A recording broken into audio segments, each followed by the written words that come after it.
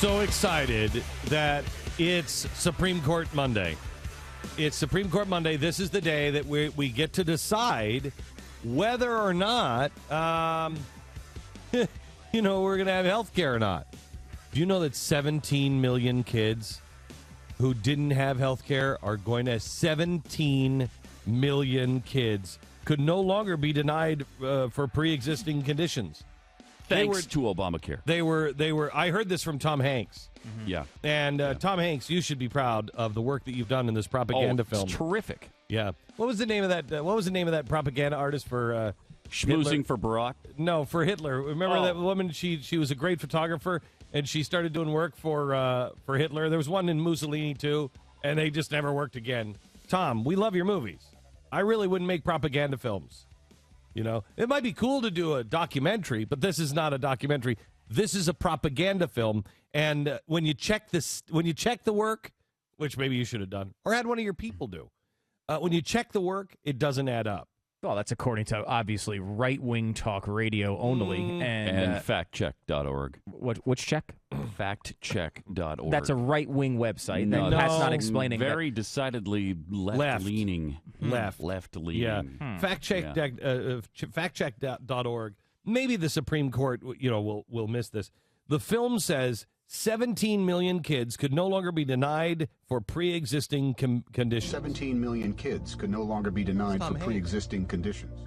That sounds like what you just said. Yeah, it really just play it again. Weird. Maybe I misheard. Yeah, okay. 17 million kids could no longer be denied for pre-existing conditions. Holy cow, that's a lot of kids. That's a lot of kids being denied. Right, they were denied care before the federal health care law passed, right? That's what I heard. No, that's the total number of kids who could potentially be denied if they sought coverage on the individual market, which they were not doing.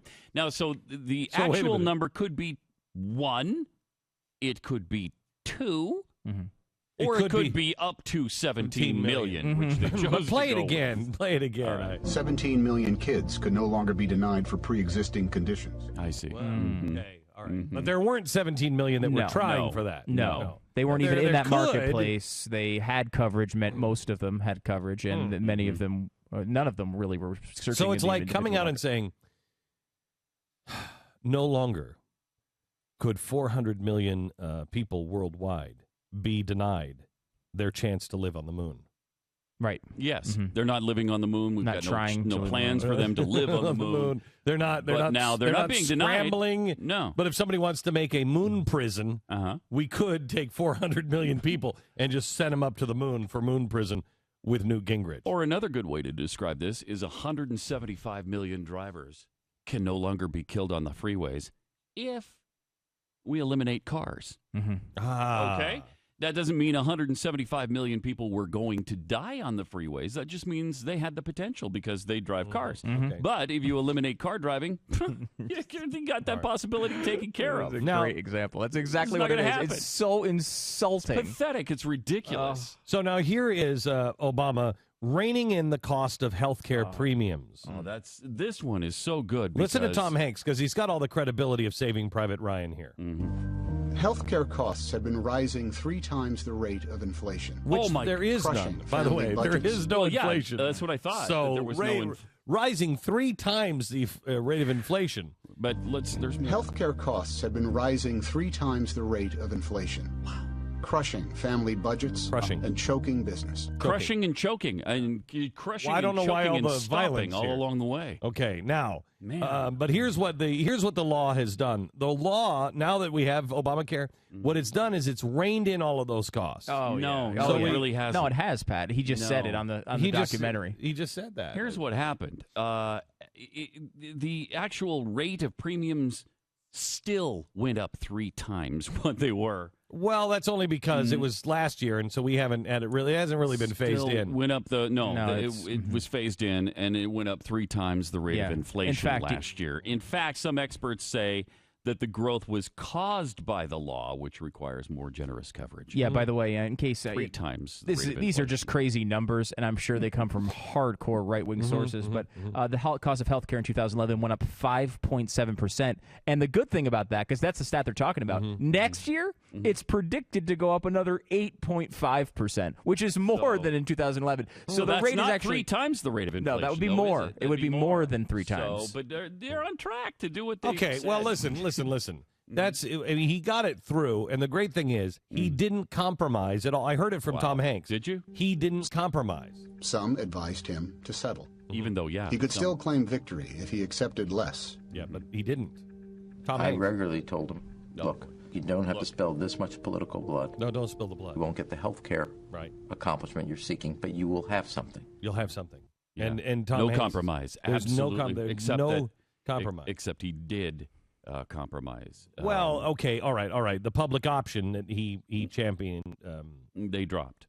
And he later called the law about 9/10 of a loaf. But he never compromised. And Except by the for way, the compromises he made. and Other than that, he never compromised. he was pushing for the public option, but in the election, he wasn't pushing for the public option. No. But you know who was? No, wait, no. He was pushing for the public option in the election. He was not pushing for the individual mandate. Oh, the individual mandate. Yes, all right. The individual mandate. He said he was against that. He said that was it. He's for it, but he said he was against it. You know who was for it during the last election? Mitt Romney.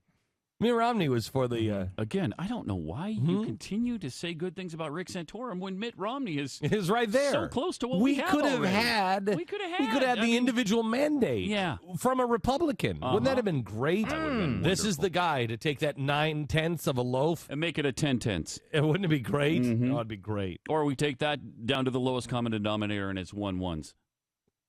Or just one. Or one. One. Yeah, would be okay. great. Okay, so let me now let me take it to out of health care, because I know the Supreme Court. Let them decide. Yeah. Let them decide. The Supreme Court is going to decide on health care. Let's talk a little bit about the Barack Obama auto bailout. Oh, because that was so good. Yeah. Right. And welcome news from Detroit. Yeah.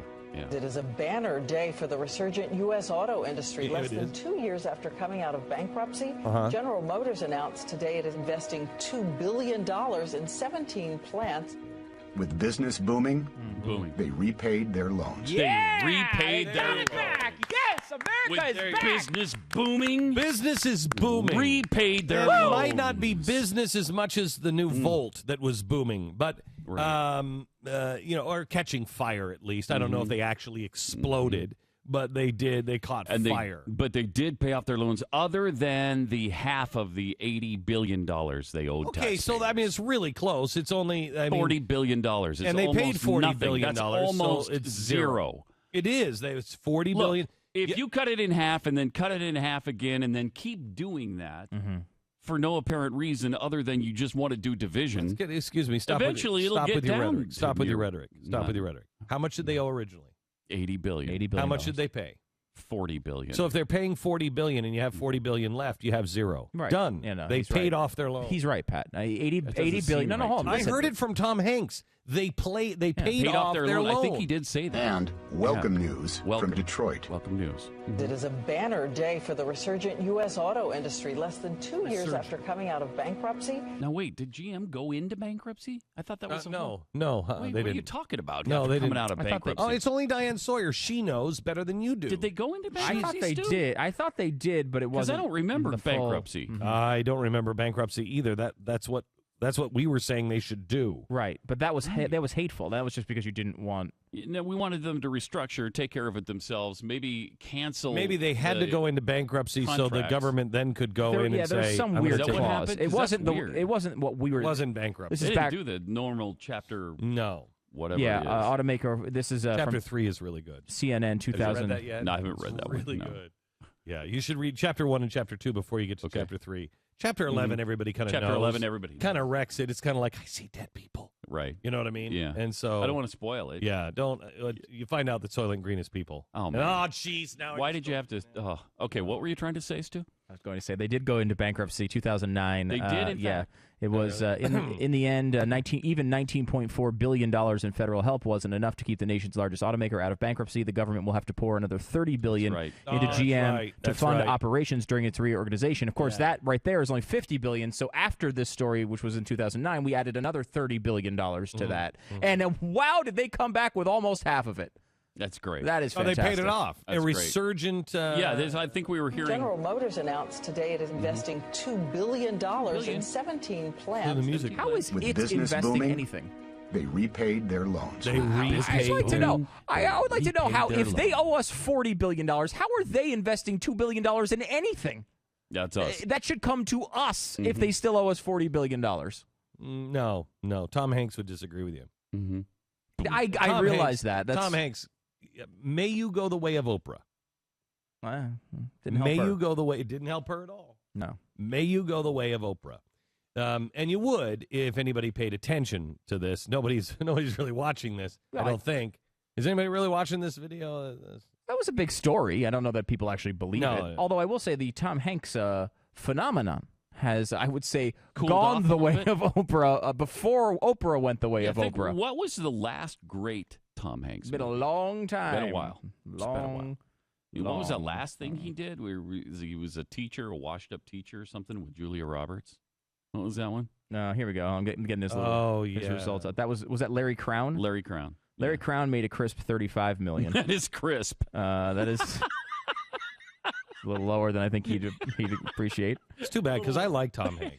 Let's see. Obviously he's still doing big stuff with Toy Story with the voice. That's obviously huge. That's good. Okay, that's Toy Story 3 was a big movie. Obviously, yes, it was. Then you had Angels and Demons. Oh, that was huge. Which did a lot less. That was good. It did $133 million, okay, but that's pretty good. Yeah, pretty good. Then you have Charlie Wilson's War, $66 million. Da Vinci Code was obviously huge.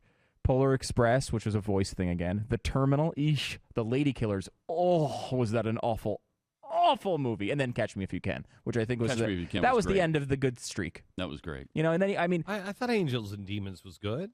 It was okay. It did okay in the theater. $133 million for a movie with that sort of pedigree, I wouldn't say is incredibly impressive. I guess it was just Larry Crown that left a bad taste in my mouth. He hasn't done that badly, really. Oh, the Terminal was a disappointment. And Terminal was bad. Lady Killers was horrifically I didn't awful. see it, but awful movie. Charlie Wilson's War was okay, but it didn't do well at the box office. And then Larry Crown, which is He did the last one he just did was extremely loud and incredibly close. And that went nowhere, right? It did get good reviews, but it did not make any money. Only $31 million. Well, anyway, I'm just looking up. I think her name is Leni Riefenstahl, and Tom and the guy here. Seriously, you made a great movie, and it'll go down in history, much like Riefenstahl's work did. And I think that's great. And congratulations on that. And best of luck to you in the future. Don't let the door hit you on the way out. Seriously, when did it come to that? Remember when, in all seriousness, like back in the day, the artists were against the machine. Oh, all the time. Remember that? The artists. You know what? I'm telling you, and mark my words, it happens.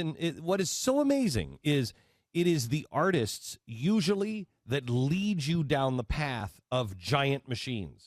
And then the artists are the ones that are first gobbled and consumed by the machine. And then they're the ones, and then they write all this beautiful poetry that's anti-Soviet. Yeah, ask Che Guevara when he was executing artists. So when he's executing poets, and they're the ones who then all of a sudden lead you back in. Can we stop listening to the poets and the artists, please? I know. Can you imagine Jimmy Stewart doing this for FDR back in the day? Oh, yeah, the Social Security program. It's great, you say. I think he did. I think he did. I don't think he did. I don't think he did. Look for things on war they did.